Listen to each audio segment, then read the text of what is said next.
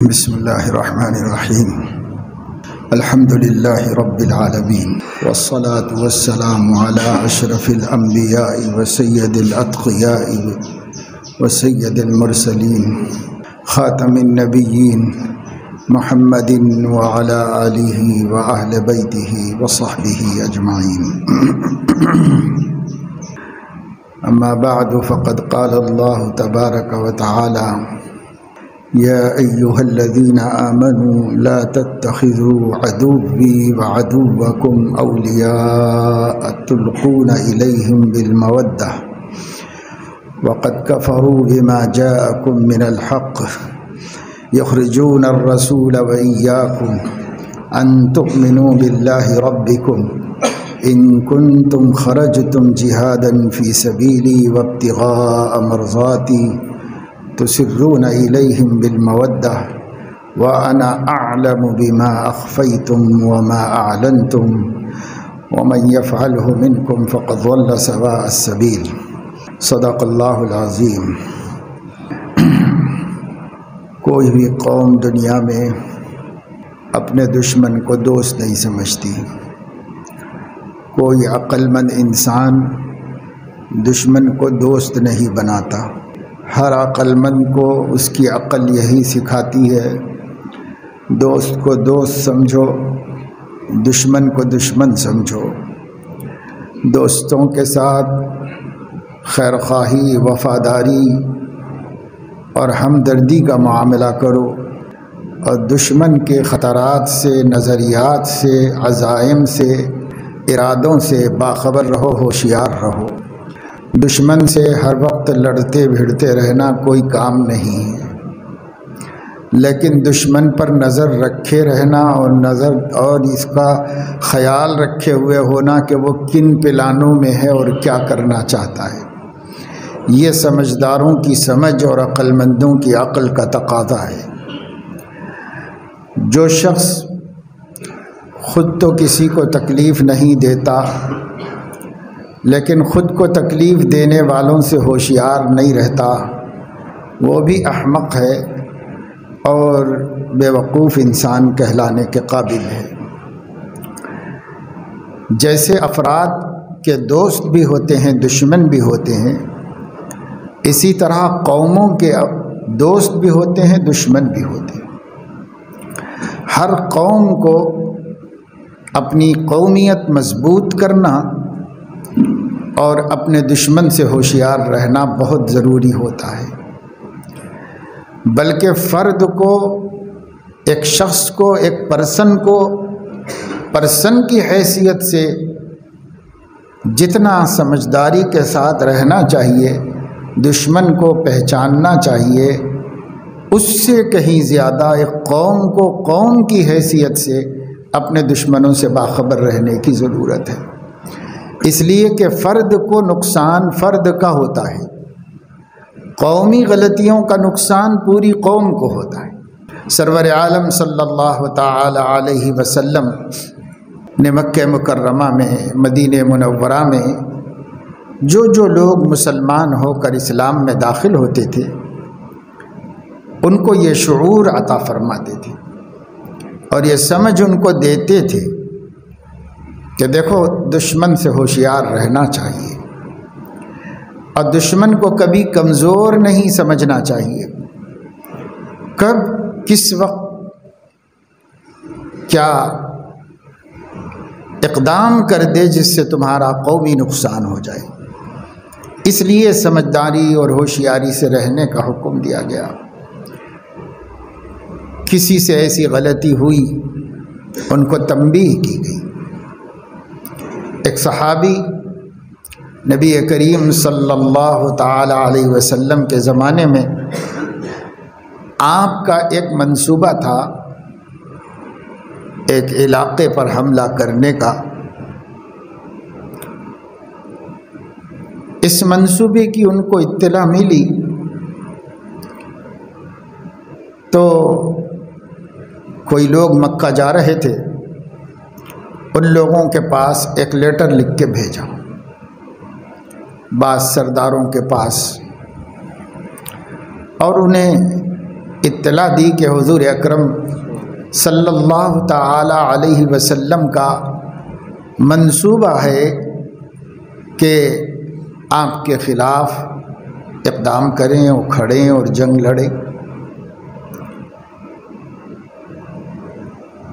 حضرت علیہ السلام کو وحی کے ذریعے سے بتا دیا گیا کہ آپ کا یہ ارادہ لیک ہو گیا ہے اور دشمن کو پہنچنے والا ہے، آپ فوراً اس کو روکیں اور یہ خبر کو راستے ہی سے واپس لے آئے۔ ایک عورت ہے جو مکہ جا رہی ہے، فلاں مقام تک پہنچ گئی ہے اور اس کے پاس ایک خط ہے اور یہ خط آپ کے منصوبے کو، راز کو افشا کرنے والا ہے۔ حضرت علیہ السلام نے فوراً اپنے 2 صحابہ کو روانہ کیا اس عورت کے تعاقب میں، اور راستے پر گئے۔ راستے میں مل گئی وہ عورت، اونٹ پر سوار جا رہی تھی۔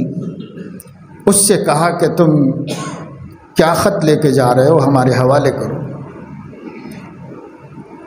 وہ کہنے لگی میرے پاس کچھ بھی نہیں ہے۔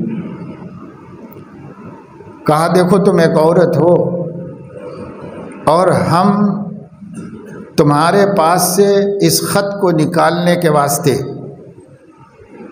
احتراماً کہہ رہے ہیں کہ دے دو، اگر تم دے دیتی ہو تو ٹھیک ہے، نہیں دے دیتی ہو تو ہم تمہاری جھڑتی لیں گے اور سارے کپڑے اتار کے دیکھیں گے۔ جب یہ تنبیہ کی تو عورت ذات تھی، حیادار تھی، اس نے فوراً اپنا چونڈا کھول کے اس کے اندر سے خط نکال کے دے دیا۔ وہ خط لے کر پہنچے، حضور علیہ السلام نے پڑھ کر سنوایا۔ اس میں ایک مخلص ایمان والے صحابی نے حضور علیہ السلام کی اس خبر کو مشرکین تک پہنچا دیا تھا، لکھ کے دے دیا تھا۔ حضرت علیہ السلام نے بلا کر پوچھا یہ کیا حرکت ہے بھائی آپ کی؟ وہ کہنے لگے کہ یا رسول اللہ، میں سچا پکا مسلمان ہوں، مجھے کوئی شک شبہ اسلام میں نہیں ہے، میرے رشتہ دار مکے میں رہتے ہیں اور میرا وہاں کوئی رشتہ دار نہیں۔ میں نے یہ سوچا کہ اگر میں کوئی ہمدردی کر دوں مکے والوں سے تو مکے والے میرے بیوی بچوں کے ساتھ ہمدردی کر دیں گے، اس لیے میرے بیوی بچے مصیبت سے، ان کی اذیت سے محفوظ ہو جائیں گے۔ اور میں نے دل میں یہ سوچا کہ نبی تو نبی ہیں، ناکام نہیں ہوں گے، ان کو تو اللہ کامیاب ہی کرے گا، وہ فتح یاب ہی ہوں گے، لیکن لگے ہاتھوں اگر میرا کوئی کام نکل گیا اس بہانے تو میرا کام نکل جائے گا۔ بس اس کے علاوہ میرے دل میں کچھ نہیں آیا، اور میں ایمان، اسلام، آپ کی ذات، اللہ کی ذات میں کوئی شبہ نہیں رکھتا، میں منافق نہیں ہوں، میں مسلمان ہوں۔ تو حضرت عمر رضی اللہ تعالیٰ عنہ نے پوچھا کہ یا رسول اللہ، آپ اجازت دیں کہ اس منافق کو قتل کر دیا جائے جس نے نبی کا راز فاش کرنے کی کوشش کی۔ حضرت علیہ السلام نے فرمایا کہ یہ منافق نہیں، مخلص ہے، غلطی تو ہوئی ہے اس سے لیکن یہ ہے مخلص، اخلاص والا مسلمان ہے۔ ان کو بھی بڑی شرمندگی ہوئی، احساس ہوا، انہوں نے جا کر کے مسجد نبوی شریف کے ایک ستون سے اپنے کو باندھ لیا اور یہ اعلان کر دیا کہ جب تک اللہ مجھے معاف نہیں کرے گا اور نبی اپنے مبارک ہاتھوں سے مجھے نہیں کھولیں گے، میں اسی طرح رہوں گا، اپنے سے نہیں آزاد ہوں گا، اپنے آپ کو سزا دینی ہے۔ اللہ کے نبی صلی اللہ علیہ وسلم خود ہی رحم کھا کر میری رسی کھولیں گے تو میں کھلوں گا، نہیں تو اسی حال میں رہوں گا، کیونکہ ان کو اندیشہ حضور علیہ السلام کی خفگی و ناراضگی کا ہو گیا تھا۔ پھر اللہ نے انہیں معاف کیا اور حضور علیہ السلام نے اپنے دست مبارک سے انہیں آزاد بھی کر دیا۔ بتلانا یہ ہے کہ غلطی کیا ہوئی تھی؟ غلطی یہ ہوئی تھی کہ دشمن سے ہمدردی حاصل کرنے کی کوشش کی گئی تھی۔ مسلمان دوست ہیں اور جو لوگ اس وقت جنگ کی حالت میں تھے وہ دشمن تھے، اور وہ لوگ پلاننگ میں تھے، سازش میں تھے، ہر اعتبار سے مسلمانوں کو نقصان پہنچانے کا کام کر رہے تھے، کوئی موقع نہیں چھوڑ رہے تھے۔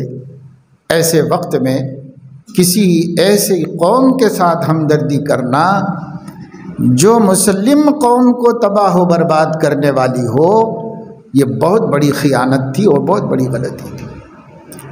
مگر چونکہ اللہ علیم و خبیر ہے، غلطی کرنے والے میں سازش کچھ نہیں تھی، غلطی کرنے والے سے غلطی ہی ہوئی تھی بس، اس لیے انہیں تو معاف کر دیا گیا۔ لیکن مسلمانوں کو یہ سبق دے دیا گیا کہ مسلمان دوست دشمن میں فرق کریں، دشمن سے ہونے والے نقصانات کا احساس کریں، کوئی ایسا کام نہ کریں جس سے دشمن کو مدد ملتی ہو، اسلام کی مخالفت میں اور مسلمانوں کی مخالفت میں۔ ایک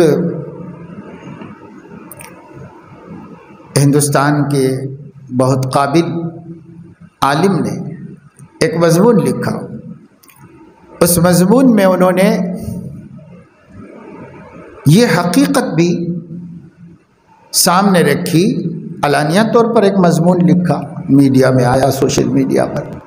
اس مضمون میں انہوں نے یہ بتایا کہ میں ہر جگہ جاتا رہتا ہوں مختلف ضرورتوں سے اور مختلف تحقیقات کے خاطر۔ میں RSS کی آفس میں بھی گیا، وہاں پر یہ دیکھ کر حیران ہوا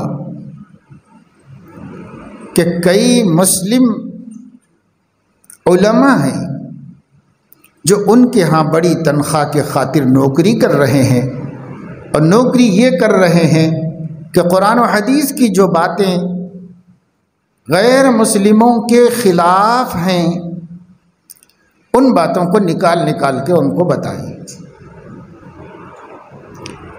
یعنی وہ باتیں جو اللہ نے بطور احکام کے نازل فرمائیں۔ اسلام اور قرآن سے زیادہ انسانیت کا احترام سکھانے والا کوئی مذہب نہیں ہے، لیکن کچھ مخصوص حالات کے مخصوص احکام ہوتے ہیں، وہ احکام بھی اللہ نے اس امت کو دیے ہیں، سب موجود ہیں قرآن میں اور سب موجود ہے حدیثوں میں۔ ایسی باتیں جس سے ہندو مسلم نفرت پیدا ہو سکتی ہو، غیر مسلم لوگ قرآن میں سے ڈھونڈ کے نہیں نکال سکتے، حدیثوں میں سے ایسے واقعات کو وہ جمع نہیں کر سکتے۔ انہوں نے کچھ مسلمانوں کو ہائر کیا ہے، دین کا علم حاصل کیا تھا دین پھیلانے کے واسطے، لیکن جا کے دین کے دشمنوں کو 4 ٹکوں کے خاطر، کچھ روپیوں کے خاطر ان کے ہاں بیٹھ کر کے، اور ان کو بڑی بڑی تنخواہیں دی جا رہی ہیں جو وہ مولوی سوچ بھی نہیں سکتے، ایسی بڑی تنخواہیں ان کو دی جا رہی ہیں۔ اب وہاں بیٹھ کر ان کو وہ سب چیزیں دے رہے ہیں جو آپ پھر میڈیا پر دیکھتے ہیں، جس سے مسلمانوں اور ہندوؤں کے درمیان خلیج بڑھتی چلی جا رہی ہے۔ ان کو کہاں سے مل رہی ہے؟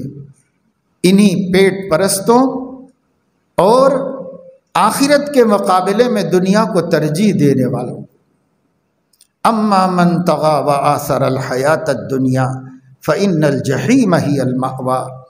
جو شخص سرکشی کرے اسلام سے اور ایمان سے، وہ مسلمانوں سے بغاوت کرے اور دنیا کو آخرت پر ترجیح دے، ان کا ٹھکانہ جہنم ہے۔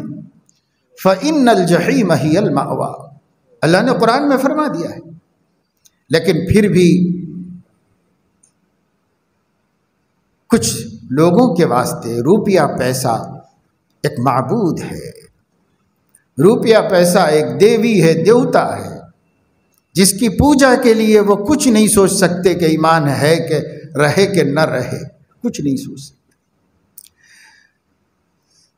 اللہ تعالیٰ بہرحال ایسے ضمیر فروشوں اور مذہب فروشوں کو ہدایت دے، یا ان کے ضرر سے ملت اسلامیہ کو محفوظ و مامون رکھے۔ میں یہ بتا رہا ہوں کہ وہاں تو صحابی سے ایک نادانی ہو گئی تھی، اور اس میں ان کا اعتقاد بالکل صحیح تھا، اور یہاں جان بوجھ کے بھی لوگ من حیث القوم، قوم کو نقصان پہنچانے کا کام کر رہے ہیں۔ ایسی سازشیں، ایسے کام امریکہ میں، کینیڈا میں، آسٹریلیا میں، یورپ کے مختلف ملکوں میں مسلمانوں کے اسکالرس دشمنان اسلام کے مددگار بنے ہوئے ہیں۔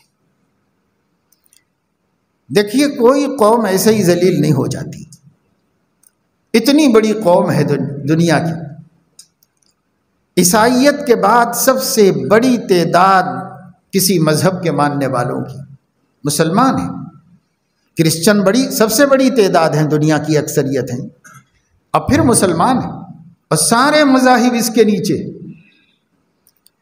اتنی بڑی قوم دنیا کے خطے خطے میں ذلیل و خوار ہو رہی ہے تو ایسے ہی نہیں ہو جا رہی،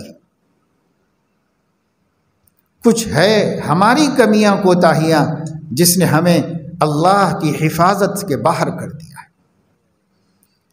اللہ تعالیٰ کی عنایات سے محروم کر دیا ہے۔ اس پر ہمیں غور کرنے کی ضرورت ہے، کہاں ہم اپنے خدا سے، اپنے نبی سے، اپنی قرآن و شریعت سے، اپنے پرسنل لا سے کہاں کہاں ہم غداری کر رہے ہیں۔ جب قوم خود غدار ہو اپنے دین کی تو پھر کون مدد کرے گا؟ دنیا میں کوئی مدد کرنے والا نہیں، اور ایسی قوم کی اللہ بھی مدد کرنے والے نہیں۔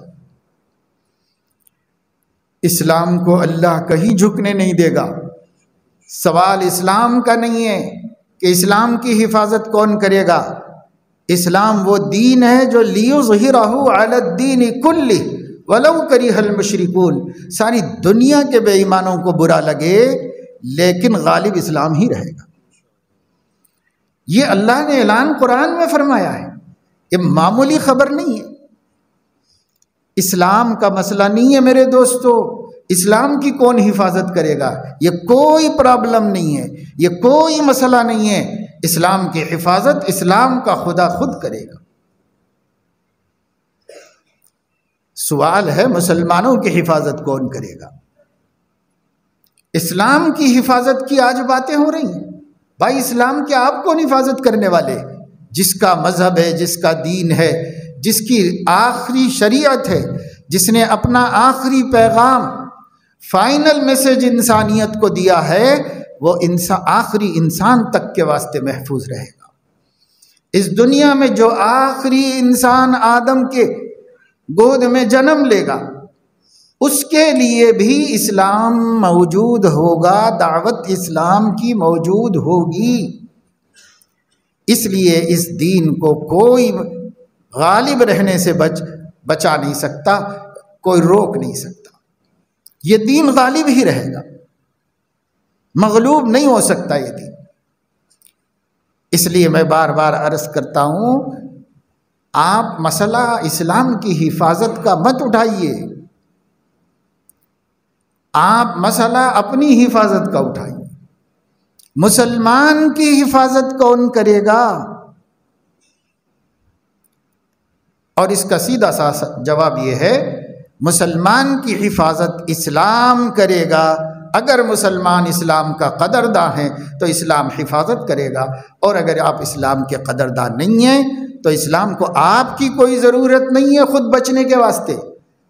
خود بچنے کے لیے اسلام کو مسلمان کی ضرورت نہیں ہے، خود غالب ہونے کے لیے آپ کی مددوں کا اسلام محتاج نہیں ہے۔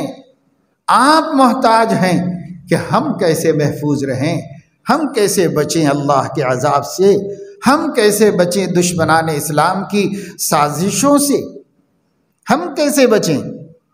تو ہم بچیں گے اسلام کے سائے میں، کیونکہ وہ تو ڈوبنے والا نہیں ہے، اور جو اس کو تھاما ہوا ہوگا وہ بھی نہیں ڈوبے گا، اس کو تھاما ہوا جو ہوگا وہ بھی نہیں ڈوبے گا۔ پہلے بھی بتا چکا ہوں کئی مرتبہ کہ بعض درخت ایسے ہیں جو پانی میں ڈوبتے نہیں ہیں۔ جن لوگوں کو تیرنا سیکھنا ہوتا ہے، ابھی ان کو نہیں آتا پانی کے اوپر رہنا اور ڈوبنے سے بچنا، ان کو نہیں آتا، کیونکہ انسان تو اگر پانی میں ڈالا جائے ڈوب جائے گا۔ لیکن تیراکی کا ایک ہنر ہے جس کے ذریعے وہ نہیں ڈوبتا. جس کے پاس یہ ہنر نہیں ہے یا وہ سیکھنا چاہ رہا ہے تو اس کو کیا کرتے ہیں؟ اس کو وہ نہ ڈوبنے والے تنے سے باندھ کر ڈال دیتے ہیں اس کے اندر، اور طریقہ اس کو بتاتے ہیں، سیکھ لو طریقہ ایسا ہے، ہاتھ پیر مار کے اس طریقے سے بچتے ہیں. یہ بچنا، ڈوبنے سے بچنا اس کو سکھایا جاتا ہے. لیکن اسی میں تو سکھانا ہے جس میں ڈوبنا ہے. خشکی پہ تو نہیں تیراکی سکھائی جا سکتی، پانی ہی میں ڈال کے سکھانا ہے. تو سیکھنے تک بچنے کے واسطے جو انتظام کیا جاتا ہے وہ یہ کہ نہ ڈوبنے والا تختہ اس کے اوپر باندھ دو اور اسے اس کے اندر ڈال دو. اب یہ اپنے ہنر اور اپنے کمال سے بچا ہوا نہیں ہے، بلکہ اس تختے کے کمال سے بچا ہوا ہے جس کو ڈوبنا نہیں آتا، اس کو تیرنا ہی آتا ہے. اسی طریقے سے کتنے ہی گمبھیر حالات آ جائیں اس دنیا میں انسانوں کے واسطے، مسلمانوں کے واسطے، اگر مسلمان نہ ڈوبنے والے اسلام کے تختے سے چمٹا ہوا ہے تو کوئی حالت بھی اس کو غرقاب ہونے نہیں دے گا. ان حالات میں، اس سیلاب میں ڈوب کے مرنے نہیں دے گا، اس لیے کہ وہ تختہ اس کو بچا لے گا اسلام کا. وہ ڈوبنے نہیں دے گا، اس کو اوپر ہی رکھے گا، ڈوبنے نہیں دے گا. پھر آپ بچ کے نکل گئے اور کہنے لگے کہ میں تختہ بچا کے لایا ہوں، تو لوگ کہیں گے کہ احمد تو الو کا پٹھا ہے، تختہ تجھے بچا کے نکال کے لایا ہے، تو تختے کو بچا کے نہیں لایا ہے. ہم اسلام کی حفاظت کریں گے، یہ ہمارا خواب و خیال ہے. اسلام ہماری حفاظت کرے گا بشرطے کہ ہم اسلام کے قدرداں ہوں، اسلامی احکامات کے قدرداں ہوں. ہم یہود و نصارہ اور دشمنان اسلام کے مقابلے میں اسلام کی تعلیم کو ترجیح دیتے ہوں، اس کو اہمیت دیتے ہوں. لیکن آج ہماری صورتحال یہ ہے کہ عرب کنٹریز سے لے کر عجم تک کہیں بھی دیکھ لو، مشرق سے لے کے مغرب تک کہیں بھی دیکھ لو، جہاں جہاں مسلمان رہتے ہیں ان کو اپنے نبی کی تہذیب سے کوئی دلچسپی نہیں ہے، ان کو اپنے نبی کی تعلیم سے کوئی دلچسپی نہیں. ایک چھوٹی سی تعداد ہے جو اسلام پر جمی ہوئی ہے. ہم اس چھوٹی تعداد کو دیکھ کر پوری قوم کے لیے فیصلہ نہیں کر سکتے، پوری قوم کو دیکھ کر قوم کے لیے فیصلہ کر سکتے. مسجد میں کتنے مصلی ہیں؟ محلے کے مسلمانوں میں سے مسجد میں 5 وقت آنے والے کتنے ہیں؟ ہر شخص اپنے محلے کی مسجد میں دیکھ لے، فجر کی نماز میں دیکھ لے، عشاء کی نماز میں دیکھ لے، ظہر کی نماز میں دیکھ لے، کتنے مسلمان مسجد آتے ہیں اور کتنے مسلمان نماز پڑھتے ہیں، اور جو نہیں آئے ان کو بھی شمار کر لو. پھر آپ کو پتہ چل جائے گا کہ اس امت کی غالب اکثریت اسلام سے بیزار ہے، اس امت کی غالب اکثریت اسلام سے دور ہے. ملک میں کتنی عورتیں، اپنے محلے میں دیکھ لو، صرف ملک میں نہیں، کتنی عورتیں حجاب کی پابند ہیں، نظر آتی ہیں ہمیں برقع پہن کے جانے والیاں، اور وہ پھر برقعے والوں کو بھی ہم حجاب والا نہیں کہہ سکتے. حجاب تو ایک شرعی حکم ہے اور اس کی تفصیل کتاب و سنت میں موجود ہے. اس کی پابندی کرنے والوں کو پردے دار کہتے ہیں، باحجاب کہتے ہیں. برقع پہننے والوں کو باحجاب نہیں کہتے. اور اب تو یورپ نے ایک بڑی مکاری کرتے ہوئے جب بھی کوئی نیوز حجاب سے متعلق آتی ہے تو ایک جینس اور ٹاپ میں عورت دکھائی جاتی ہے اور اس کے سر کے اوپر ایک چھوٹی سی دستی ہوتی ہے، جیسے گھروں میں ہمارے ہاں زچہ باندھ لیتی ہے، چھوٹے بچے کی اماں جیسے باندھ لیتی ہے، ایسے بندھی ہوئی ہوتی ہے اس کے. اور وہاں دکھا حجاب کا مسئلہ، جرمنی میں حجاب پر پابندی، فلاں جگہ حجاب پر پابندی. حجاب کیا ہے؟ دنیا کو دھوکہ دے کر بتایا جاتا ہے یہ حجاب ہے.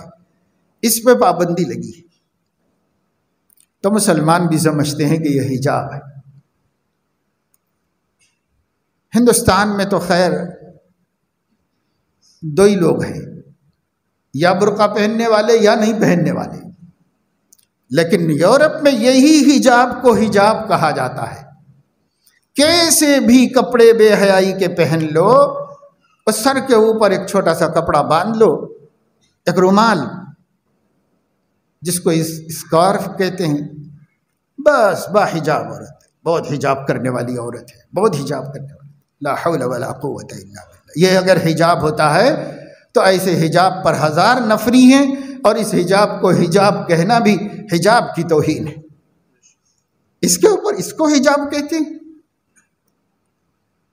بعض عورتیں نہایت خوبصورت کشمیری شال ڈال لی اور نکل گئے، کیا ہے ابا حجاب عورتیں، بھائی چادر اوڑھ کے جانا، اس چادر کو حجاب کہا گیا ہے قرآن میں، حدیث میں۔ وہ چادر جو سیمپل ہو، بہت بڑی ہو، سر سے لے کے پیروں تک پورے جسم کو چھپا دیتی ہو، اور اس کا چہرہ بھی نظر نہ آتا ہو، اس کو حجاب کہا گیا ہے۔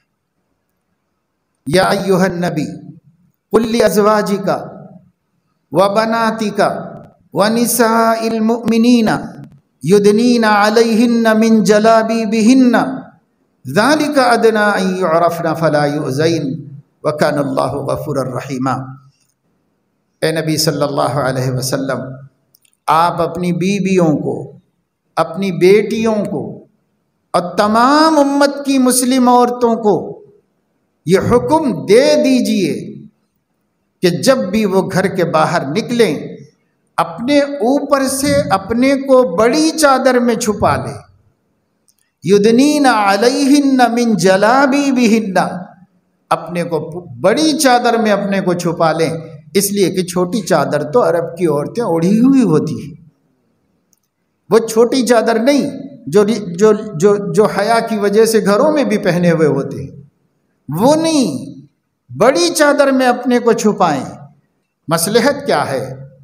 ذالک ادنی ان یعرفنا، اس کی وجہ سے منافق جان لیں گے کہ یہ شریف گھرانے کی عورت ہے، فلا یؤذین، پھر وہ ستائی نہیں جائیں گی اور انہیں چھیڑی نہیں جائیں گی۔ کیونکہ مدینے میں بھی منافقین عورتوں کو چھیڑا کرتے تھے، راستوں میں کھڑے ہو کر یہاں وہاں عورتوں کو چھیڑنا منافقوں کا طریقہ تھا، کل بھی آج بھی منافقوں کا یہی طریقہ ہے۔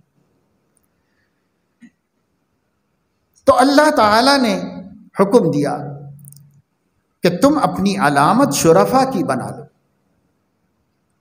لوگ سمجھ جائیں گے کہ بھئی یہ بڑے گھرانے کی عورت ہے، یہ معزز خاندان کی عورت ہے، چھیڑیں گے تو ایشو بن جائے گا۔ ذالک ادنی ان یعرفن فلا یؤذین، یہ حکم دیا گیا۔ یہ حکم نساء المومنات کے واسطے بھی ہے اور قیامت تک کے واسطے ہے۔ وہ ایک قیمتی خوبصورت چمک دھمک کی چادر جو ڈال لی ہے، اور وہ بھی سر پہ سے اتر گئی ہے، بال کھلے ہوئے ہیں، کیا یہ چادر حجاب ہے؟ کیا یہ یدنین علیہن من جلابیبہن کا حکم پر عمل ہے، یا اس کا مذاق اڑانا ہے؟ اور یہ مذاق مسلمان عورتیں اڑا رہی، اللہ کا حکم ایسے پورے کر رہے۔ اللہ کا حکم سب سے پہلے جن لوگوں نے بغیر کسی کم و کاست کے پورا کیا تھا وہ صحابہ کی عورتیں تھیں۔ ان سے پوچھو، ان کے بارے میں معلوم کرو کہ انہوں نے اس حکم پہ کیسے عمل کیا تھا۔ عبداللہ ابن عباس رضی اللہ عنہما، حبر الامہ، مفسر قرآن، صحابہ کے استاذ، حالانکہ صحابہ میں سب سے چھوٹے تھے لیکن علم میں ان سے بڑے تھے، صحابہ کے استاذ امیر المومنین عمر فاروق رضی اللہ تعالی عنہ کی شاندار تابناک دنیا کی تاریخ کی مثالی حکمرانی جس شورا کے مشورے سے ہوتی رہی ہے، اس شورا کے ممبر عبداللہ ابن عباس رضی اللہ عنہ بھی تھے۔ سب سے کم عمر تھے، کم سن تھے، حضرت عمر کے لیے پوترے کی طرح تھے، لیکن امیر المومنین کی شورا کے ممبر تھے حضرت عبداللہ ابن عباس، اس لیے کہ قرآن کو سب سے زیادہ جاننے والے تھے۔ پوچھا گیا ابن عباس سے کہ یدنین علیہن من جلابیبہن نازل ہوئی تو صحابیات نے اس آیت کو سنتے ہی چادریں اوڑھ لی، تو کیسے اوڑھی تھی؟ کیونکہ تابعین نے دیکھا نہیں تھا صحابہ کا۔ ابن عباس نے بڑی چادر منگا کر اپنے سر پہ سے اوڑھا، چہرے کے بھی نیچے ڈالا، اور ادھر سے چادر پوری اپنے کاندھے پہ ڈال لی اور پورا اس میں لپٹ گئے، اور تھوڑے سے سوراخ سے ایک آنکھ باہر کر کے بتایا کہ حضور علیہ السلام کے زمانے کی عورتیں یدنین علیہن من جلابیبہن پر اس طرح عمل کرتی تھی۔ ایک آنکھ تاکہ رستہ نظر آئے، کیونکہ یہ حکم باہر نکلنے کے وقت کا ہے، کسی کام سے باہر جانے کے وقت کا حکم ہے، گھر کے اندر کا حکم نہیں ہے، یہ باہر کا حکم ہے۔ عمل کر کے بھی، عملی طور پر بھی صحابی نے بتا دیا، پھر بھی لوگ کہہ رہے ہیں کہ چہرہ پردے میں داخل نہیں ہے اور چہرہ کھلا رکھو۔ آپ کیا کسی عورت کے دیوانے ہوتے ہیں؟ اس کا پیٹھ دیکھ کے ہوتے ہیں، اس کی ٹانگیں دیکھ کے ہوتے ہیں؟ کیا چیز دیکھ کے کسی پر انسان کا دل فریفتہ ہوتا ہے؟ چہرہ دیکھ کے دیوانے ہوتے ہیں۔ اور وہی نہیں پردے میں ہے تو پردے کا فائدہ کیا حاصل ہے سماج کو؟ سماج کو پردے کا کیا فائدہ حاصل ہے؟ پر فیشن پرستوں نے چاہا کہ خدا بھی مل جائے اور فیشن بھی نہ چھوٹے، اس لیے ان لوگوں نے یہ رستہ اختیار کیا اور ایسے طریقے کے اوپر اپنے آپ کو سامنے لایا اور ظاہر کیا کہ وہ فیشن ہے، وہ اسلام کے حکم کی تعمیل نہیں ہے، وہ قرآنی احکامات کا مذاق ہے۔ قرآنی احکامات کا مذاق مت اڑاؤ، قرآنی احکامات کا مذاق اڑانا درست نہیں، اس سے کفر کا اندیشہ ہے۔ جو عمل نہیں کرتا وہ گناہ گار ہے، جو مذاق اڑاتا ہے وہ کافر ہے۔ دونوں میں بہت بڑا فرق ہے، لیکن آج مسلمانوں نے ایسا طریقہ اختیار کر لیا، پھر رفتہ رفتہ بے حجابی عام ہو گئی مسلمانوں کے اندر، اور اب تو یورپ کو دیکھ دیکھ کر کے ہماری عورتوں نے وہ بھی چھوڑ دیا۔ میں آپ کو یہ بتا رہا تھا کہ جیسے آپ نماز کا سروے کیجئے کہ محلے سے مسجد میں کتنے لوگوں کی شرکت ہے اور کتنوں کی نہیں ہے، تاکہ آپ پرسنٹیج نکالیں، اسی طریقے سے آپ اس کا بھی تخمینہ اور سروے کیجئے محلے میں کتنی عورتیں شرعی پردہ کرتی ہیں اور کتنی نہیں کرتی ہیں، اس سے پھر پرسنٹیج نکالیے۔ کبھی کوئی کر کے تو دیکھو اپنے اپنے محلوں میں، پتہ چلے گا کہ مسلمانوں کی کم از کم 95% اکثریت کو اللہ کا دین پسند نہیں ہے، اللہ کا دین پسند نہیں ہے، اس پر عمل کرنے کا ان کے اندر حوصلہ نہیں ہے، ارادہ نہیں ہے، جذبہ نہیں ہے۔ 95% بے نمازی، 95% بے حجاب، 95% لوگوں کو حلال و حرام کی تمیز نہیں، 95% لوگ ہیں جو مسائل شرعیہ کی کوئی پرواہ نہیں کرتے، گھریلو زندگی میں اسلام کے احکام کا علم نہیں ہے، سماجی زندگی میں اسلام کے احکام کا علم نہیں ہے۔ پھر اس میں سے بھی جو نوجوان ہیں، لڑکے ہوں یا لڑکیاں، ان میں سے بھی بالخصوص جو کالج پڑھتے ہوں، ان کا دین کا تو اللہ ہی حافظ ہے، الا ماشاء اللہ آٹے میں نمک کی طرح ایک آدھ بچہ کالج میں اللہ سے ڈرنے والا ملے گا، ایک آدھ لڑکی ملے گی اللہ سے ڈرنے والی۔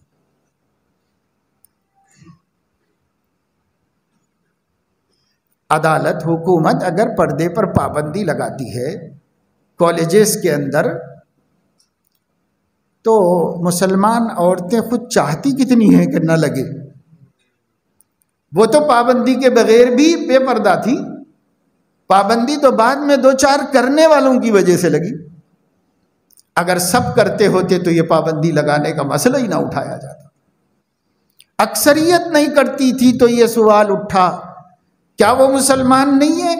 جب وہ لوگ سیکولر طریقے سے آتے ہیں تو یہ چند لوگ شرارت کر رہے ہیں، لہذا اس پر پابندی لگنی چاہیے۔ سب کرتے تو یہ پابندی لگتی، سب کرتے تو نہ لگتی۔ سب لوگ 5 وقت کی نماز کے پابند ہوں، کوئی حکومت نماز سے ان کو نہیں روکتی، اس لیے کہ اسے پتہ ہوتا کہ یہ ان کے مذہب میں کمپلسری ہے، لہٰذا وہ کہتے بھائی پڑھ لو، جب اتنا ضروری ہے تو پڑھ لو۔ لیکن نہیں، چند لوگ پڑھتے ہیں تو وہ کہتے ہیں کہ یہ چند لوگ اپنے کو دکھانا چاہتے ہیں، اس واسطے ان کے اوپر سختی کرو، ان کے اوپر پابندی کرو۔ جو لوگ بے نمازی ہیں، جو لوگ بے پردہ ہیں، جو لوگ دین سے دور ہیں، وہ یہ نہ سمجھیں کہ صرف ہم دور ہیں، بلکہ یہ ماننا ہوگا ان کو کہ جو دوسرے کرنا چاہتے ہیں ان کو بھی روکنے کا یہی سبب ہے۔ ان کا اگر مجبوری آ جائے تو اس کا گناہ بھی ان بے عملوں کے اوپر ہوگا جنہوں نے ماحول ہی ایسا بنا کے رکھا ہوا ہے مسلمانوں۔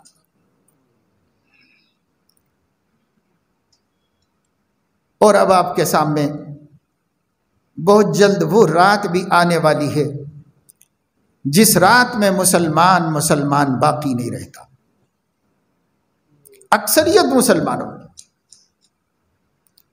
پڑھے لکھے لوگوں کی، مالداروں کی اولاد، کوئی ہاتھ پکڑنے والا نہیں ہے، کوئی روکنے والا نہیں ہے۔ آزادی سے کسی کو کوئی روکنے والا نہیں، حکومتیں بھی روکنے کے لیے تیار نہیں۔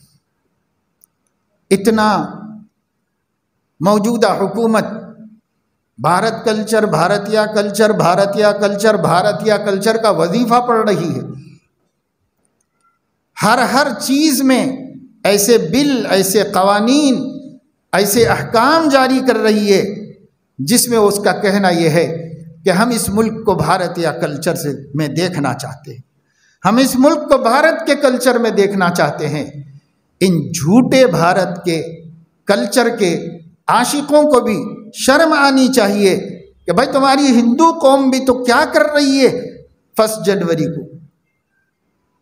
تم اپنے کلچر پہ لاؤ نا اپنی قوم کو، اپنے کلچر پہ حکومت کے زور سے لاؤ۔ اگر آپ ہندوؤں کو اس کلچر پہ لے آؤ گے تو دوسرے خود ہی اپنا دماغ درست کر لیں۔ لیکن کیا ان کو بھی فکر ہے کہ اس کلچر پہ لے کے آئیں؟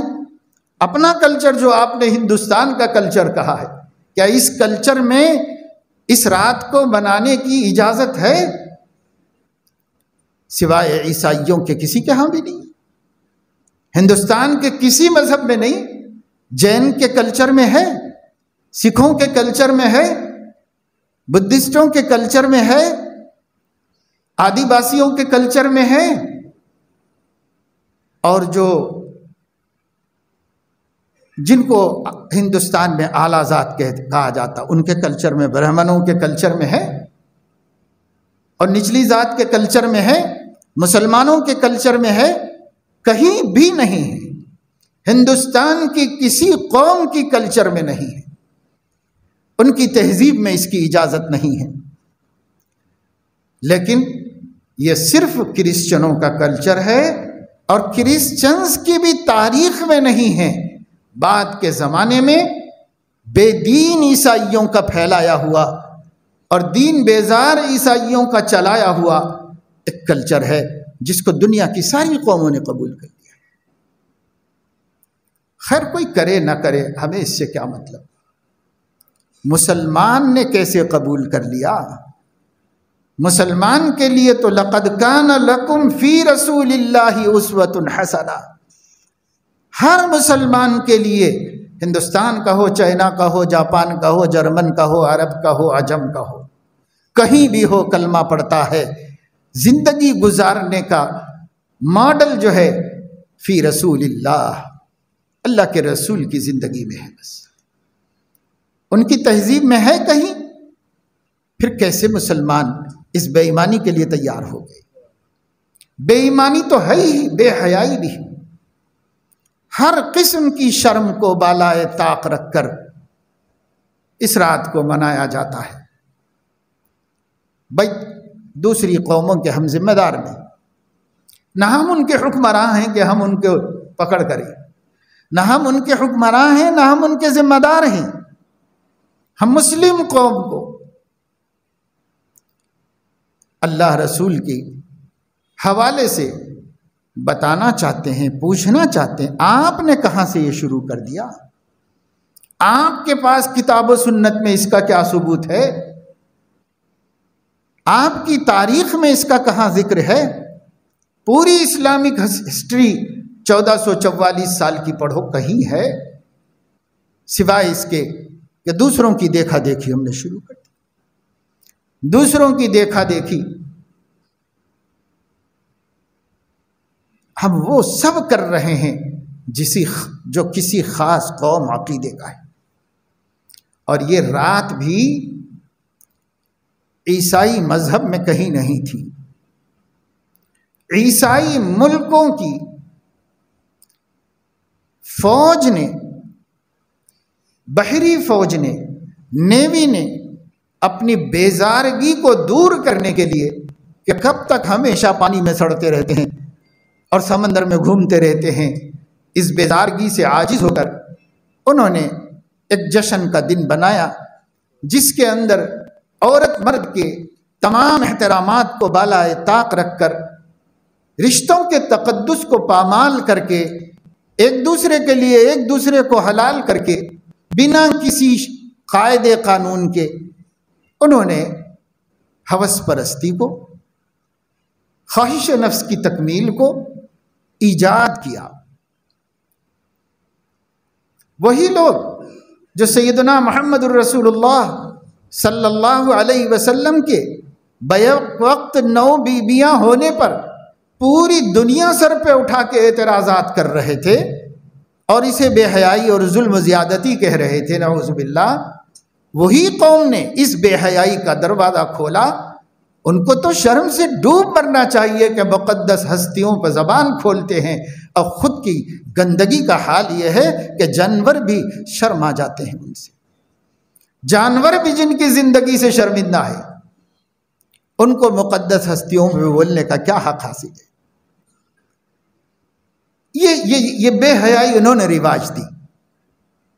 اس میں آتش بازی کرنا، آسمان کو روشن کرنا، یہ پھٹ پھٹ کی آتش بازی تو ہندوستان کے دماغ خراب دماغوں کی ایجاد ہے۔ بڑی بڑی آوازیں، بڑے بڑے حملے، جیسے بم پھٹ رہے ہوں۔ جو ٹیڑھا دماغ کا ہوتا ہے اس کو ٹیڑھی باتیں سمجھ میں آتی۔ کسی سمجھدار کے نزدیک اچھا کام نہیں ہے لوگوں کو ہیبت میں ڈالنا، پریشان کرنا، چھوٹے چھوٹے بچے دمک جائیں، چمک جائیں، عورتوں کے دل کمزور ہو جائیں۔ ایسا کوئی تہوار کسی عقل مند کو سمجھ میں آنے والا نہیں۔ آتش بازی تو ہندو مذہب میں پہلے سے ہے، لیکن یہ جو آج کل نکلا نا، ایک کے ایک مقابلے میں بڑھ بڑھ کر کے پوری رات دنگا تماشا، یہ ان کے مذہب میں بھی نہیں تھا۔ یہ تو خر دماغوں کی ایجادات ہیں جو پیدا کرتے چلے جاتے ہیں۔ یورپ میں، عرب میں بھی آتش بازی ہوتی ہے۔ جن لوگوں نے دیکھا ہے، جو نہیں دیکھا ہے تو پڑھو سمجھو۔ آج کل تو الیکٹرانک میڈیا نے کہیں کی کوئی چیز چھپا کے تو نہیں رکھی ہے، سب چیز آنکھوں کے سامنے۔ وہ لوگ آسمان کو روشن کر دیتے ہیں، پوری فضا کو رنگین کر دیتے ہیں۔ اس میں بڑے بڑے دھماکے نہیں ہوتے، اس میں کانوں کو تکلیف نہیں ہوتی، اس میں دل دھڑکتے نہیں ہیں، یہ روشن کرتے ہیں۔ عربوں میں بھی خوشی کے مواقع پر ہے رواج، یورپ میں بھی ہے بہت رواج، اس سے کہیں زیادہ قیمتی، اس سے کہیں زیادہ طاقتور۔ مگر تصور کیا ہے؟ پورے ماحول کو رنگین کر دیا جائے، پورے ماحول کو روشن کر دیا جائے۔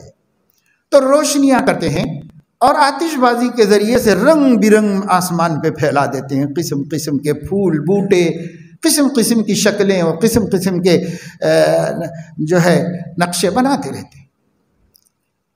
یہ سب ان لوگوں نے ایجاد کیا جو بے حیا تھے اور جنہوں نے حرام کو حلال کر لیا تھا، جنہوں نے عورت کے تقدس کو پامال کر دیا تھا، جنہوں نے عورت کے احترام کو ختم کر دیا، یہ ان لوگوں نے چلایا۔ ہم مسلمان ان کا ساتھ کیسے دے سکتے ہیں؟ ہمارے نبی نے تو عورت کو عزت دی، ہمارے دین نے عورت کو اتنا بڑا مقام دیا، کسی دین میں نہیں دیا گیا، اتنا بڑا مقام ہمارے دین میں دیا گیا۔ ہمارے دین کے اندر عورت کو احترام کی علامت قرار دیا گیا۔ ہم کیسے جا کر ان بے حیائیوں کے ساتھ بے حیائی میں شریک ہو سکتے ہیں؟ لیکن حیدرآباد کے کسی بھی حصے میں چلے جائیے اس رات کو، اب اولڈ سٹی نیو سٹی کچھ نہیں، کہیں بھی چلے جاؤ، امیر غریب کی بھی تمیز نہیں، پڑھے لکھے ان پڑھ کی بھی تمیز نہیں ہے، سب لوگ اس کو مقدس فریضہ سمجھ رہے ہیں کہ اب بس اللہ اس سے خوش ہو جائے گا، اللہ کو خوش کرنے کا یہی ایک طریقہ رہ گیا ہے۔ سب لوگ اس میں مبتلا ہیں، کوئی باپ بیٹی کو روک نہیں سکتا، کوئی ماں اپنے بیٹے کو نصیحت نہیں کر سکتی، کیونکہ جب تربیت ہی نہیں کی ہے تو کیا نصیحت کریں گے؟ اسلامی تربیت کیے ہوتے تو نہ بیٹا بیٹی ایسی حرکت کرتے، نہ ان کو روکنے کی ضرورت پڑتی۔ تربیت ہی ہم نے نہیں کی تو کیا ہے؟ کون روکے گا، کون منع کرے گا؟ سرکار پولیس کا بندوبست کرتی ہے، سرکار کسی کو منع نہیں کرتی ہے، الٹا انتظامات کر کے دیتی ہے ان کو، جبکہ یہ کیا جشن ہے؟ یہ وہ جشن جس میں ہر حرام کو حلال کر دیا گیا ہے۔ شہروں کے باہر بڑے بڑے بدکاری کے اڈے بنے ہوئے ہیں، بڑے بڑے۔ ایک ایسی رات کو ٹینک بینڈ سے گزرتے ہوئے کسی شہر کے باہر کے بڑے ڈھابے کا ہورڈنگ لگا ہوا تھا سن سٹی کے نام سے، گناہوں کا شہر، ویلکم، آؤ آج کی رات میں جو آنا چاہے آؤ، ہم کو پیسہ چاہیے پیسہ دو اور جو گناہ کرنا چاہتے ہو کرو، شراب پیو، کباب کھاؤ، زنا کرو، بدکاری کرو، جو کرنا چاہتے ہو کر لو۔ ہم نے شہر اسی لیے بسایا ہے کہ یہاں کوئی قانون نہ ہو، کوئی شریعت۔ سعودی عربیہ میں ریاض کے باہر وہاں کے ایک شہزادے نے ایک شہر بسایا جس میں کسی دین پسند کو داخل ہونے کی اجازت نہیں۔ ایک انٹرویو چند برس پہلے میں وہاں تھا، ایک انٹرویو لینے والے نے شہزادے سے انٹرویو لیا کہ اس کا مطلب یہ ہے کہ سعودی عربیہ کا قانون بھی آپ کے شہر میں نہیں چلتا، کیونکہ سعودی عرب میں عورت کو باہر برقع پہن کے جانے کا ہے۔ تو کہنے لگے کہ ایسے ہی سمجھو، ایسے ہی سمجھو، میرے شہر کے اندر تو کوئی دین اسلام نام کی چیز لے کر نہیں آ سکتا ہے، جو آنا ہوگا یورپین بن کر، بے حیا بن کر، بے ایمان بن کر، بے دین بن کر آ سکتا ہے اور اس میں رہ سکتا ہے۔ تب تک تو وہ ایک چھوٹی سٹی تھی اور اس سٹی کے بارے میں سب لوگ برا بھلائی کہتے تھے، لیکن موجودہ حکمرانوں نے تو پورے ملک کا ہی حال بدل کے رکھ دیا ہے۔ چونک کفر از کعبہ برخیزت کجا ماند مسلمانی، جب حرم کے ائمہ کی زبانوں سے کفر چلے گا تو عالم میں کہاں ایمان بچے گا اور کہاں باقی رہے گا۔ اس لیے ائمہ حرم تو بادشاہ کی تعریف کرتے ہوئے نہیں تھک رہے ہیں، شہزادے کی، اور شہزادہ جو ہے ملک کو بے ایمان بناتے ہوئے نہیں تھک رہا ہے۔ چل رہا ہے کام اس وقت میں، سارے ملکوں کے اندر بھی شریعت کی خلاف ورزی ہو جائے تو ہو جائے، اللہ کی مرضی ہے، لیکن جو کلمہ پڑھ رہا ہے، جس نے اپنا دین اسلام مانا ہوا ہے، اس کو دین اسلام میں جو ہے اسی پہ چلنا چاہیے۔ اور اسی پہ عمل کرنا چاہیے۔ ہم اپنی فکر کر لیں، اکیلے ایک بندے کی فکر کر لیں، صرف میرے گھر کے اندر میرا اقتدار ہے، اس گھر کے اندر کم سے کم میں اللہ کے دین کو نافذ کروں۔ میرے گھر کے اندر جتنے لوگ رہتے ہیں یہ لوگ تو اس جشن میں ہرگز نہیں جائیں گے۔ اپنا گھر والا اپنے اپنے گھر کے لیے طے کر لو بھائی، جس کی جتنی چل سکتی ہو بس۔ باقی یہ ہے کہ اب قوم تباہی کے اس کنارے پر کھڑی ہوئی ہے، علی شفا جرف ہار، جہنم کے کنارے پر بس گرنا ہی چاہتی ہے۔ نبی پاک صلی اللہ علیہ وسلم نے فرمایا میری تمہاری مثال ایسی ہے جیسے ایک آدمی نے جنگل میں آگ جلائی، اور آگ جلتے ہی پتنگے پورے اطراف و اکناف سے آ گئے، اور وہ یہ تنکے پتنگے جتنے بھی آ گئے وہ سب کے سب آگ میں گرنا چاہ رہے ہیں، کیونکہ اس روشنی پہ قربان ہونا چاہ رہے ہیں، حالانکہ انہیں نہیں پتا ہے کہ یہ روشنی فریب ہے، اگر یہ اس پہ قربان ہوں گے تو وہ جلا کے خاکستر کر دیں۔ ان کو نہیں معلوم ہے، وہ آ کے روشنی پہ قربان ہو رہے ہیں۔ اور ایک آدمی جس نے آگ جلائی تھی اسے کمزور مخلوق پہ رحم آ رہا تھا، تو وہ دو ہاتھوں سے ہٹا کے بچا کے کوشش کر رہا ہے کہ بھئی یہ بھی نہ گرنے پائے، یہ بھی نہ گرنے پائے، یہ بھی نہ گرنے پائے، مگر ہزاروں لاکھوں پتنگوں کو وہ اکیلا بیچارہ کیسے بچا سکتا ہے؟ حضرت علیہ السلام نے یہ مثال دے کر فرمایا میری تمہاری مثال یہی ہے، آگ دہک رہی ہے جہنم میں، ہر مومن اس میں جا کے گرنا چاہ رہا ہے، ہر مومنہ خواہشات نفس کی پجاری بن کے اس میں جا کے گرنا چاہ رہی ہے، اور ایک میں ہوں کہ سب کو بچانا چاہ رہا ہوں، سب کو بچانا چاہ رہا ہوں۔ ارشاد فرمایا میں تمہارے کمر کی بندھن کو پکڑ کے کھینچ رہا ہوں۔ عرب چادر اوڑھتے تھے، لنگی باندھتے تھے، تو کمر میں کس کے باندھ لی لنگی چادر، اس بندھن کو پکڑ کے کھینچ رہا ہوں، میں نہیں کھینچ پا رہا ہوں، کتنے لوگوں کو کھینچوں اور کتنے لوگوں کو بچاؤں جہنم سے۔ کیا درد سے، کس حمیت سے، کس غم سے یہ مثال دے کر نبی نے امت کو سمجھایا۔ حیا ہوتی تو نبی کے اس غم کا احساس ہوتا، جب حیا ہی سے ہم محروم ہو گئے تو کیا احساس ہے نبی کی تکلیف کا ہم کو۔ اس لیے نوجوانوں یہ طے کرو، دل کتنا ہی مچل جائے ہمیں وہ کام نہیں کرنا ہے جس کام سے ہمارے حبیب کا دل دکھتا ہو، ہمیں وہ کام نہیں کرنا ہے جس سے نبی کو تکلیف ہوتی ہو، چاہے کتنی تکلیف ہو جائے ہمیں نہیں کرنا ہے۔ اس کا ارادہ کرنا، پختہ ارادہ کرنا تو سب کام آسان ہو جائے گے۔ ایسا کچھ نہیں ہے کہ آپ نہیں کر سکتے، ایسا کچھ بھی نہیں، سب کر سکتے ہیں ماشاءاللہ۔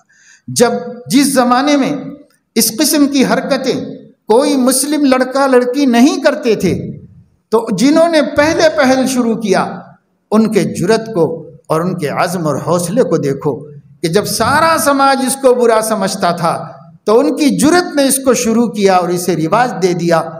معلوم ہوا کہ جرأت ہے عورت میں بھی اور جرأت ہے مرد میں بھی، وہ منفی جرأت تھی۔ اب آپ مثبت جرأت دکھا کر کے جو برائی ہے اسے ختم کر دیجئے، جو نیکی ہے اسے لے آئیے۔ ایک بزرگ چلے جا رہے تھے تو انہوں نے دیکھا کہ ایک درخت کے اوپر لاش لٹک رہی ہے جو سولی دے دی گئی ہے، اور اس کا ایک ہاتھ نہیں ہے، ایک پیر نہیں ہے، ایک پیر ایک ہاتھ سے لٹک رہا ہے، گلے میں پھندا پڑا ہوا ہے۔ ظاہر ہے کہ اس سے سمجھ میں آ گیا کہ یہ بہت ماہر چور ہے، جس کو سمجھایا بھی گیا، جس کو پہلے سزا دی گئی، ایک ہاتھ کاٹا گیا، پھر بھی یہی کرتا رہا تو ایک پیر کاٹ دیا گیا، پھر بھی یہی کرتا رہا تو سولی پہ چڑھا دیا گیا۔ سمجھ میں آ گیا، دیکھ کے اس کی حالت دیکھ کے سمجھ میں آ گیا یہ شرعی احکام کے مطابق اس طرح اس انجام کو پہنچا ہے۔ ایک پیر لٹک رہا تھا، ایک بزرگ رستہ چلتے چلتے اس کی طرف گئے، اس لاش کی طرف جا کے اس کے لٹکتے ہوئے پیر کو بوسہ دیا۔ ساتھ میں جو لوگ تھے، جو مریدین تھے، سب کو بہت برا لگا اور بہت تعجب ہوا، یہ کیا ہے، اتنا بڑا پاپی مجرم گناہگار ذلیل رسوا، اس کے پیر کو بوسہ دیا جا کر۔ تو لوگ تعجب سے دیکھنے لگے۔ آنے کے بعد فرمایا کہ آپ لوگوں کو تعجب ہو رہا ہوگا، حیرت ہو رہی ہوگی، میں نے اس کی چوری، اس کی ڈکیتی، اس کے جرائم، اس کے پاپ، اس کے گناہوں کو یہ اعزاز نہیں دیا ہے جو تم لوگوں نے دیکھا، میں نے اس کے پائے استقامت کو اعزاز دیا ہے کہ ہاتھ کٹ گیا پھر بھی اپنا کام جاری، پیر کٹ گیا پھر بھی اپنا کام جاری، پتہ ہے کہ سولی پہ چڑھا دیا جائے گا پھر بھی اپنی حرکت نہیں چھوڑتا، اتنا مضبوط تھا، اس کی مضبوطی کو سلام کرنے گیا تھا۔ آج ہم غیروں کو بھی دیکھ کے فائدہ اٹھائیں، جن بے دینوں کو اتنی مضبوطی حاصل ہے، بے دینی پر، بے حیائی پر، بے شرمی کے کاموں پر، شراب نوشی پر، زناکاری پر، ننگے سر ننگے بدن پھرنے پر، جن کو اتنی عظیمت اور پختگی حاصل ہے، انہی کو دیکھ کے ایک سبق سیکھ لو کہ ہم اللہ کے نبی کی خوشنودی پر ان سے زیادہ ثابت قدم رہ کے بتا دیں۔ کیوں نہیں سیکھ سکتے ہم؟ اللہ تعالیٰ اپنے فضل و کرم سے ہمیں اس کی توفیق نصیب فرمائے۔ حضرت علیہ الصلاۃ والسلام نے فرمایا لَتَتَّبِعُنَّ، اے لوگوں میں ایک پیش گوئی کر رہا ہوں، وہ یہ ہے کہ قیامت کے قریب میں تم لوگ پچھلی قوموں کے قدم بقدم چلو گے، ہاتھ بہاتھ چلو گے، وہ جو کریں گے وہی تم کرو گے، حتیٰ کہ اگر وہ لوگ گھوڑ پھوڑ کے بل میں گھسیں گے تو تم بھی اس کے بل میں گھسو گے، اتنا تم پچھلی قوموں کے قدم قدم شانہ بشانہ چلنے لگو گے۔ جب آپ نے یہ خبر دی تو صحابہ نے پوچھا کیا پچھلی قوم سے مراد یہود و نصارہ ہیں؟ حضور علیہ السلام نے فرمایا فمن، اور کون؟ انہی کی اتباع میں تم لوگ اتنے اندھے دیوانے ہو جاؤ گے، وہ جو کریں گے وہ کرو گے، اگر وہ سڑک کے کنارے زنا کریں گے تم بھی کرو گے، اگر وہ ننگے پھریں گے تم بھی پھرو گے۔ حضور علیہ السلام نے فرمایا میری امت اخیر زمانے میں اس قدر بے حیا ہو جائے گی۔ وہ خبر، وہ پیشین گوئی سامنے آ گئی۔ اب ہم دیکھ رہے ہیں یورپ کے فیشن کی نقالی کا اتنا جنون طاری ہے کہ وہاں کے لوگوں کو بھی اتنا نہیں ہوگا جتنا مشرق کے لوگوں کو ہو گیا ہے، ہندوستان کے مسلمانوں کو جتنا ہو گیا ہے، اتنا جنون طاری، ہر چیز میں ان کی نقل، ہر چیز میں ان کی نقل۔ باؤ بغضب علی غضب، جو 24 گھنٹے خدا کے قہر میں رہتے ہیں آپ ان کو اپنا ہیرو بنائے ہیں، جو 24 گھنٹے اللہ کی رحمت میں رہتا ہے اس نبی اللہ کو ہم نے چھوڑ دیا اور ان کی ہم نے کوئی پرواہ نہیں۔ اس واسطے اللہ کے بندوں، پڑھنا لکھنا منع نہیں ہے، کھیلنا کودنا منع نہیں ہے، لیکن ہر جگہ دھیان رکھو کہ میں مسلمان ہوں، میں محمد الرسول اللہ کی نسبت رکھتا ہوں، ہر جگہ اس کا دھیان رکھو۔